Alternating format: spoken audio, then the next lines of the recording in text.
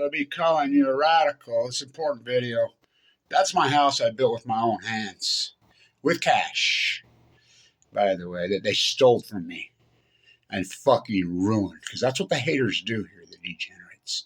It's a long, complicated story, but that's the class of 1996. That's graduation day. That's the highest exit scores in the history of the United States to this day in a finance school and a business school. A public school, beating Wharton. Wharton was our sister school then. I used to go back and forth to Wharton. He and us was going to Wharton at the same time. It's a class of 96. I built that house, designed that house with my own hands, with cash. There's the last letter of recommendation the legendary finance professor ever wrote, Dr. Clyde Cooley. To this day, it's historic. There's my Blanch plaster. I hope you can see it. Of course the lighting's all fucked up. You know, one-man Blanchism. That's what I'm up against all the time. You know, so I was a BIS student. Art, biology, and finance. So that's the highest score ever given by Dr. Clyde Cooley, the legendary, probably the most historic finance professor in the history of the United States. Now remember, this is a public school. We're beating Wharton, we're beating Harvard, we're beating Princeton every year. My class, 96, I was a student professor. And my French professor, letter of recommendation, the political scientist, the legendary Rod Ulander, there's one from him. I was a BIS student, second go around. I mean, my first go around was in the 70s. I was an honor student, fucking wild ass kid. Graduated at Weber High School in a class of 699. I graduated 698. At the same time, I'm going to Weber State. Nobody even really knew that, you know, and I'm an honor student.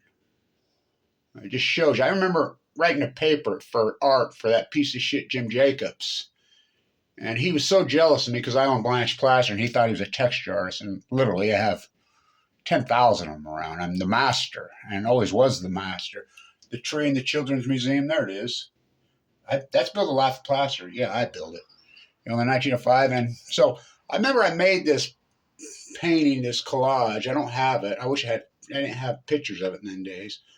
And he gave me an F on it. I sold it in 1997 or 8 in a gallery it was in New York for $30,000. There was an F on the back of it. I got to track that guy down. I don't have the money to buy it back, or I would. Of course, he probably wouldn't sell it back to me. So that's a class of 96. So I took I wrote this paper, and he failed me on this paper. I took the same paper over to Clyde Cooley I had an experiment. I says, I'm going to write a book on how to get through university without buying a book, because I'd use the resource library, not cram. The same time I own Blanch plastering. Same time I'm a Wall Street derivative arbitrage guy. I taught the arbitrage class at Weber State. The derivative arb class when 9/11 happened. Well, Kyle Madsen to me after the legendary finance professor Clyde Cooley 2 weeks before we got the MBA program. The legend just magically dies. And now they're under investigative fires of the FBI. How do you go from number one in the country? That's the highest exit scores, the class of 96 in the history of this country to this day. And we're public, boutique, beating the private ones. Boy, them were the fucking days. And you know how hard I go. Well, I went that hard then, and I was younger and stronger. You know, who knew I'd get leukemia? But that's a painting I did from one of my art classes right there. I was the youngest licensed plasterer in the history of the state of Utah. Still to this day. Something happened on the way to that place. I got leukemia in 2011. Highest score ever given by the Dr. Clyde Cooley in his legendary hardcore finance class. So I was being prepped and groomed to take over the program because Clyde Cooley died 2 weeks before I got the MBA, he got some virus in his. I mean, what's the odds? What's the odds? Because they wanted supply chain. Oh, they got it. I always thought his death was suspicious. I still look it up. They're under investigation by the FBI to this day.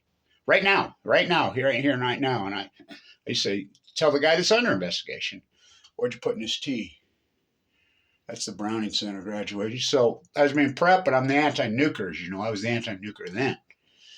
And it's the Wattis School of Business. Yep, the CGE. So when Cooley died, I had lots of political cover. He loved me. I was his protege.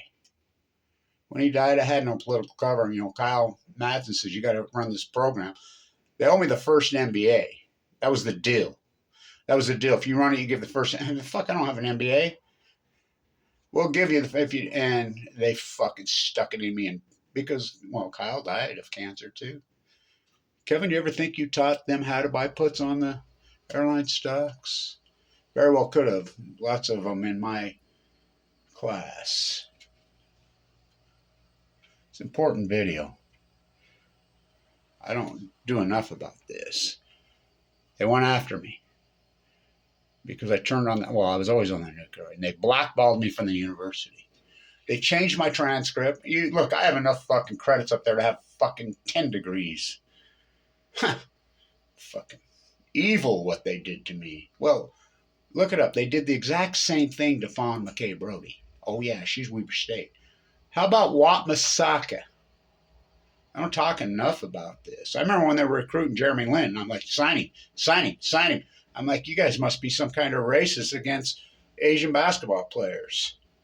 And if you don't think that's true at Weber State, you just look up Wat Masaka, born and raised in Ogden, Utah, like Kevin Blanch. 2 national championships at Weber State. First player of color in the history of the NBA, and they don't mention his fucking name at Weber State. Why?